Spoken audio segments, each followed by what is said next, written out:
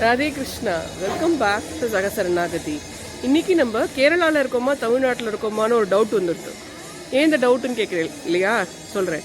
ஏன்னா நான் ஆஃபீஸ் முடிச்சுட்டு வெளில வரைச்சே ஒருத்தர் குருவாயூரப்பன் டெம்பிள் இருக்குது போகலாமான்னு கேட்டார். எனக்கு குருவாயூரப்பன் டெம்பிள் சென்னையிலையா அப்படின்னு ஃபஸ்ட்டு ஒரு சின்ன ஷாக்கிங்காக இருந்தது. சரி போய் பார்க்கலாம் அப்படின்னு பார்த்தாக்க இது சென்னையில் இருக்கக்கூடிய ஆதம்பாக்கத்தில் இருக்கக்கூடிய பிருந்தாவன் நகரில் இருக்கக்கூடிய ஐயப்பன் கோவில் கம் குருவாயூரப்பன் கோவில் இருக்குது. இந்த கோவிலில் ஃபஸ்ட்டு நுழைஞ்ச உடனே சபரிமலை ஐயப்பனோட சன்னதி இருக்குது.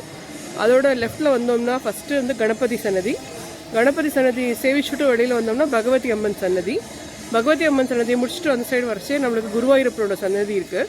இந்த கோவில் 1996 ஆரம்பித்ததாகவும் அதுக்கப்புறமா ஃபர்தராக இப்போ ஒரு 20 வருஷம் கழித்து குருவாயூரப்பன் அங்கே பிரதிஷ்டை பண்ணதாகவும், இந்த குருவாயூரப்பன் பிரதிஷ்டத்துக்கு எய்த்தாப்பில் பார்த்தோம்னா நம்மளுக்கு நாகராஜன் யக்ஷி அப்படின்னு 2 சன்னதி இருக்குது. அது முடிச்சுட்டு வெளியில் வந்தோம்னா நவகிரகத்தோட சன்னதி இருக்குது.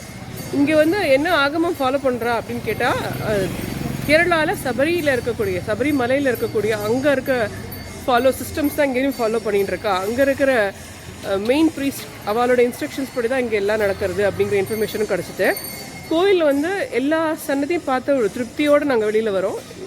லோகா சமஸ்தா சுகினோ பவந்துன்னு நம்ம சொல்லுவோம் இல்லையா? நுழைஞ்சோடனே சகல ரோகங்களும் சகல வியாதிகளும் நிவாரணமாகணும் என்ன பண்ணோம் அப்படின்னா, குருவாயூரப்பனோட ஸ்லோகம் ஒன்று இருக்குது. இந்த பட்டத்திரி பாடினது அதை எழுதி வச்சிருக்கா. அஸ்மின் பிரமாத்மன் அனுபாத்ம கல்பே துவமித்த முத்தா மித பத்மயோனி அனந்த பூமா மமரோகராசன் நிரந்திவாதாலய வாச விஷ்ணு. அந்த ஒரு ஸ்லோகத்தை நம்ம மனசால 18 முறைன்னு போட்டிருக்கா. எவ்வளோ முறை முடியறதோ, ஏன்னா நம்மளுக்கு மீறியும் இருக்கிற அத்தனை ஜந்துக்களுக்கும் நம்ம வேண்டிக்கிறோம் இல்லையா? இந்த பியூட்டி ஆஃப் சனாதன தர்மா என்ன